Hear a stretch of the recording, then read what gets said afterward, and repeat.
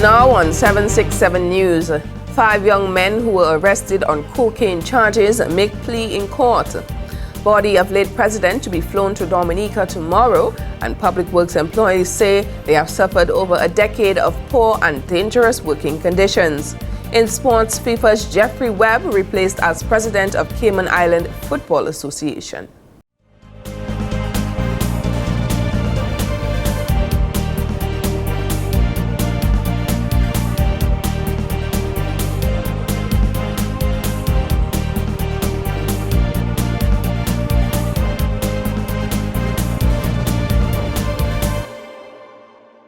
Welcome to a new week of 767 News, Dominica's #1 news source. I'm Alicia George. Join me for the latest news and developments coming up after this break.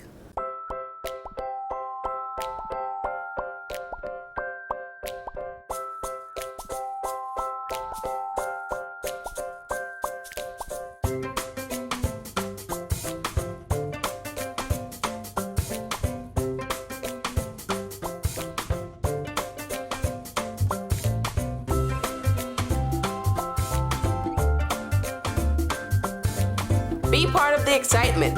Tune in to the Tiny Green Show every other Monday on Digital Play TV, Channel 3.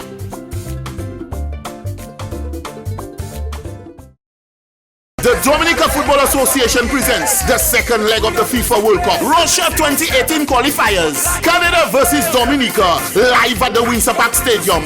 Thursday, June 11 from 7 p.m. Come shout at the top of your voices for Randolph Skelly Peltier, Michelle Baggio Joseph, Julian Juju Wade. The price is only $15 for adults, and children under 12 pay only $5. You can't afford to miss this great football action. Canada versus Dominica. Canada versus Dominica. Thursday, June 11th, live at the Windsor Park Stadium. It's a goal! Dominica won! 767. Thanks for joining me on today's edition of 767 News. First up this news time. 1 week following the news of the passing of Dominica's 6th president, His Excellency Nicholas Liverpool, in Miami, the body of the late head of state is set to arrive on island on Tuesday, June 9th, 2015. Dr. Liverpool, who served as president between 2003 and 2012, died in Miami on June 1st, where he had been receiving medical treatment. In November 2014, the government of Dominica renamed the highway from Port Cassé leading to the country's main airport, the Douglas Charles Airport, the Nicholas Liverpool Highway, in his honor. While the government of Dominica announced last week that an official funeral will be held in his honor, the details on the funeral arrangements are not yet available. Flags across Dominica continue to be flown at half-staff until the day after his burial as a sign of respect for the fallen former president. Dr. Liverpool died at the age of 80 and leaves to mourn his wife Verna and 5 children. The body of Dr. Liverpool will be flown into Dominica tomorrow. And just when one would have thought the delayed payments to the employees, lack of payment for Social Security benefits and income tax were the extent of their grievances, the employees of the Public Works Corporation have been enduring over a decade of poor and dangerous working conditions. The employees, who are currently on protest action for now almost a month, says to date they have been paid for 4 out of 5 fortnights. Employee Cecil Tavernier, in an interview on Friday, said the protest action will not cease until all issues at the corporation have been rectified. Tavernier also said that the board of directors of the corporation's refusal to sign a memorandum of understanding drafted by the Dominica Public Service Union is also a reason for the continued protest action. First of all, if they had given us what they had for us in full, we might see our way. But they give it to us by little bit. And every time they give us the little bit, it's from hand to mouth. Because when you owe in and you get a little something, as you get it, you have to pay up. So as you pay up, it haven't got more, so you have to go back and take more kwedi. As if every day is make kwedi. Tavernier said employees are not in support of alleged job cuts amidst a reported restructuring process by the board of directors. They are claiming they have too many workers, but that is not the truth. If we're getting projects, we haven't got too many workers. It's because we're not getting projects, then it is looking like it have too many workers. The employee said the Minister for Public Works, Honorable Ian Pinard, has not met with the employees to discuss the issues, which is rather unfortunate. Meanwhile, another employee who wishes to remain anonymous said one of the issues which needs to be resolved is the dangerous and poor working conditions which they have been forced to work in over the last decade. The workers, no feet, no feet. Wow. Grass growing inside here. Yeah, right. Further back, they put their first today. Going over here. Back, you can't make you die inside that. Look at the state of the place. Look at where the Gaby and wire is. When we have to go and take Gaby and wire, we can break our leg there. What's that? Nonsense. So listen. So I am a security. For you to secure a place, the place has to be secured. He said while the employees who work in the office enjoy the benefits of air condition, they are subjected to work in sheds that leak profusely when it rains, in addition to sheds with loose galvanized sheets that swing dangerously when it's windy. He noted the washroom facilities being used by employees are inhumane. Look at how they have us inside here. You working here for years, you don't get no allowance. Flat pay, no money, and them people there just getting big money, big allowance, and nothing they're doing inside here. None of them trucks that you see don't work in here. When they reach hill, they just stop on the hill, and you have to jump out. If you don't jump out, they go and kill you. None of them things are good.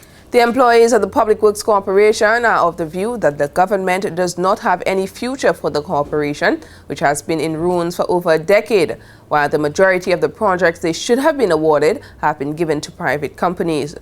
This they view as a serious injustice. See the roof of the guys on the meeting. All chop, all chemical things. See the wire, all the wire things, so all the rust, while we eating rust can be Talk about that, nothing to do first. Rust, dirt, The man don't care. Fupu in and man 18. The man don't care. Look at the state inside there. Efforts to contact the Minister of Public Works for comment on the deplorable work conditions at the corporation proved futile. And in other stories, Police Public Relations Officer ASP Claude Wicks has confirmed a report of 3 Australian visitors being robbed over the weekend. ASP Wicks on Monday said the police are investigating and working on finding the suspects. One of the incidents involved Australian cricket reporter for ESPN's Cricinfo, Daniel British, who according to him was assaulted by 2 men armed with knives after withdrawing cash from an ATM machine. The incident occurred near the hotel where the Australian cricket team was being accommodated during the recently concluded West Indies versus Australia Test series. British said his wallet and phones were stolen and he was taken to the hospital after sustaining some minor injuries during the incident on Saturday evening. Reports are that another Australian traveling with a group of cricket fans reported being robbed also on Saturday evening. The incident prompted a cautionary message to the Australian players' team manager Gavin Dovey. The visiting team, media personnel and supporters left the island on Monday for Jamaica for the second Test series against the West Indies. Up next, 5 young men who were arrested on cocaine charges make plea in court. More details when 767 News returns. Play Daily 3 and get a chance to win daily cash from $20 to $100. For every $9 or more spent on Daily 3, you get a chance to win daily cash instantly. Up to $100 cash daily for 6 weeks. The more you spend, the more tickets you get, the better your chances of winning every day. Plus, there's a chance to win a refrigerator if you receive an entry form. Take a chance to win instant cash all day, all week for 6 weeks with Daily 3 Daily Cash promotion. Only from the Dominica National Lottery. Fresher foods, bold flavors, more time. Get it all with appliances from Quartz. Purchase any appliance $999 and over. You can be a weekly winner of $200 cash. Plus, purchase any Mabe appliance and win $11,000 in prizes of your choice. Shop with Quartz Ready Finance and pay absolutely nothing for 60 days. So find the solutions for your kitchen and laundry only at Quartz, bringing value home. Welcome back. 2 of 5 individuals charged with possession with intent to distribute 66,000 grams of cocaine have pleaded guilty and each fined $50,000, while a bail sum of $300,000 have been set for the 3 who pleaded not guilty. Lestron Henderson and Tevin Mack of Grand Bay both pleaded guilty to the offense, while Mackay Leslie Williams of Bagatelle, Sherwin Brown and Amali Albert both of Granby pleaded not guilty. The incident occurred on Wednesday, June 3rd at Canefield in the vicinity of Auto Trade around 9:30 p.m. The cocaine carries a street value of $1,762,200. In mitigation, attorney-at-law Zina Moore Dyer asked that her clients be treated as young offenders and not be given a custodial sentence and a reasonable time to pay a fine. Before sentencing, Magistrate Bernard Paquette noted that this is a serious offense, making reference to the quantum of the drugs, which according to him was to be fed to the children of Dominica. Paquette noted that while he would not impose the maximum fine of $100,000, he would have to send a message. $10,000 of the $50,000 fine was to be paid by 4 p.m. today, Monday, or in default 6 months in prison. $10,000 by December 8th, 2015, $10,000 by June 8th, 2016, $10,000 by December 8th, 2016, and the final $10,000 payable by June 8th, 2017. Default of any payment will result in 6 months imprisonment. Meanwhile, Williams was granted bail pending the outcome of a property evaluation, which was submitted as security for his surety. As part of bail conditions, Williams is required to report to the Granby Police Station every Monday, Wednesday, and Friday between 7 a.m. and 7 p.m. He also has to submit his passport. Williams, Albers, and Brown will return to court on September 3rd, 2015. And the spate of vehicular accidents in Dominica has prompted road users to take extra precaution while driving. Drivers and passengers have been seen wearing seat belts and paying closer attention to pedestrians as a result. Chief Fire Officer Josiah Dupuy, in speaking with 767 News Team, commended the Dominican public for adhering to road safety protocols. And I am noticing the level of compliance with regard to the wearing of seat belts and even helmets by motorcycle riders. I think it is commendable. I'm pretty certain that each or every person may not be complying, but certainly by my observation, I am very, very encouraged by the percentage of individuals that I see who are complying. The fire chief believes that this practice will over time reduce the number of road accidents and fatalities on the island. That it is important, even as we wear our seatbelts, that we take cognizance of other road users, those who are walking, those who are riding, those who are driving, and that what this will usher, in fact, is a new period of driving, driving culture, which will certainly reduce the amount of incidents that we see on the road. And I just want to commend the wider public for my observation, and I hope that we keep it up. And for those who have not come on board yet, I say it is a great cause, even for you. The fire chief added, however, it is a bit unfortunate what prompted the change in road safety measures. In other stories, on Friday, June 6, students attending the Benz Primary School hosted their first health and fun fair as a means of encouraging the public to take their health seriously. This activity, organized under the theme Good Health Equals Long Life, is especially significant as Dominica recognizes the month of June as Health Month. Motivational speaker and retired family medical practitioner, FMP Helena Wallace, who spoke at the event, said in order to attain good health, we must change our attitudes. Health, she said, does not only affect the outer appearance, but impacts many other parts of our bodies and spirits. Sure enough, our bodies have a way of telling us or letting us know when something is wrong or when we are pushing ourselves too much. Not only in a physical way, but also in a mental way. We all have mental health, okay? And it's not only the people you see on the road who are paros, or we call them, that are mentally ill. We all have our mental health and we need to take care of them. These days, Wallace said, patients are treated using more of a holistic approach as opposed to being addressed for only the symptoms they exhibit. The former FMP said living healthy seems to be particularly challenging for young people and adults who have been diagnosed with long-term conditions. People know they want to go to the doctor to give them things to lengthen their lives, but it depends on, you might want to live long, but what about the quality of life? You could live to be 100 years, and the state of your health is not what it should be. Wallace recommends regular exercise, eating moderately, drinking at least 8 glasses of water per day, getting 7 to 8 hours of sleep, maintaining a healthy body weight, and avoid smoking and excessive consumption of alcohol. Other things that will help you live longer: having more friends, especially when you are at an age where, if you're married, your husband died or your wife died, or if you have been living alone for a long time. You would be surprised to see the change in people when you visit them, especially if they live alone. They do not want you to leave. They want to talk. They feel good, and you could see the loneliness in their face, in their expression. Wallace also spoke about getting rid of past resentment, as this has a tendency to shorten the lifespan of a person. The Office of Disaster Management, ODM, is urging the public to become more aware of the risks presented by the predicted storms and hurricanes to come amidst the hurricane season. On Monday, a press conference was held to discuss the necessary changes which are needed to be made in order to be better prepared in times of emergencies on the island.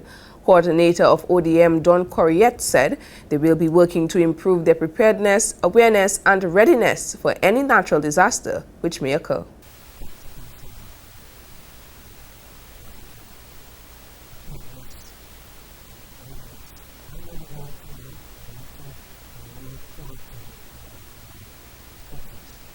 Meanwhile, Honorable Minister for Justice, Immigration and National Security, Rayburn Blackmore, said his ministry and the ODM will work together to ensure that all necessary steps are taken to secure the public in times of an emergency.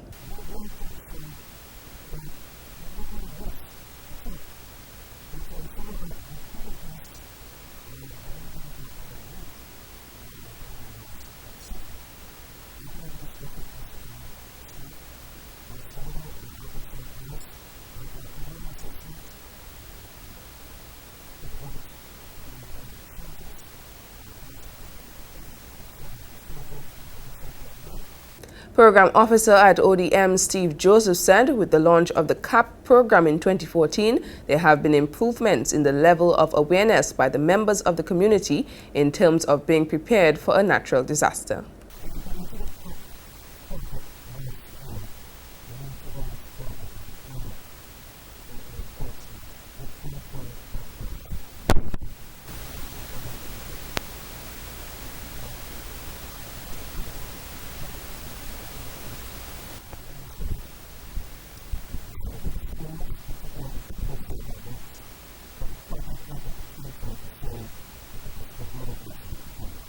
The 2015 hurricane season runs from June 1st to November 30th, 2015. And that's it for local news. The latest in sports is coming up next with Larry, so stay tuned. Play Daily 3 and get a chance to win daily cash from $20 to $100. For every $9 or more spent on Daily 3, you get a chance to win daily cash instantly. Up to $100 cash daily for 6 weeks. The more you spend, the more tickets you get, the better your chances of winning every day. Plus, there's a chance to win a refrigerator if you receive an entry form. Take a chance to win instant cash all day, all week for 6 weeks with Daily 3 Daily Cash promotion. Only from the Dominica National Lottery. The Dominica Football Association presents the second leg of the FIFA World Cup. Russia 2018 qualifiers. Canada versus Dominica. Live at the Windsor Park Stadium. Thursday, June 11 from 7 p.m. Come shout at the top of your voices for Randolph Skelly Peltier, Michelle Baggio Joseph, Julian Juju Wade. The price is only $15 for adults and children under 12 pay only $5.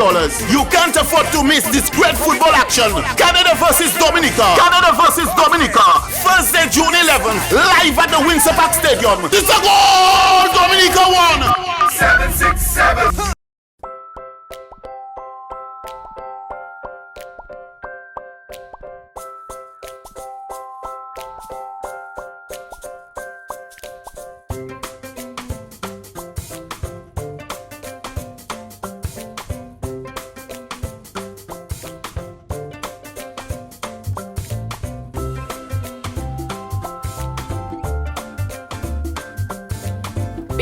the excitement.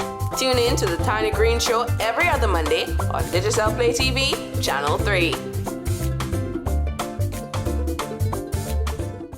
Good evening and welcome to 767 Sports. In tonight's coverage, we focus on football. Dominica has made one change to its squad for the World Cup as they get ready to face Canada in the second leg of the FIFA World Cup qualifiers. Public Relations Officer of the Dominica Football Association, Gerald Judge, has more details. Egbert Walsh has been drafted in for the injured Malian Philip. The rest of the squad reads Glenson Prince, captain, Owen Oscar, Rallison Pascal, Hubert Prince, Courtney Mackenzie, Malcolm Joseph, Kevin Lawrence, Dalton Bannis, Aldrin Lawrence, Scotty Phillip, Jocelyn Prince, Chad Bertrand, Anthony Frederick, Travis Joseph, Brian Thomas, Nail Lee, Sidney Lockhart, Glenworth Elise, Mitchell Joseph, Randolph Peltier, Julian Wade, and Bert Casimir. Shane Marshall is the head coach, with Ellington Sabin as assistant coach, Courtney Challenger, goalkeeper coach, Keith Prospect trainer, Heinrich Ansem manager, and Albert Noel medics personnel. The game is scheduled to take place on Thursday at the Windsor Park Stadium at 7 p.m. In more football, Bruce Blake has replaced Jeffrey Webb at the helm of football in the Cayman Islands. The decision was taken during an emergency executive meeting of CIFA following Webb's arrest in Zurich, Switzerland, after being indicted by the U.S. law enforcement officials on a number of charges. Webb was provisionally banned from any football-related activities by FIFA's Ethics Committee following his arrest. CONCACAF subsequently removed him as president of the organization, which is the governing football body for the North, Central America, and the Caribbean.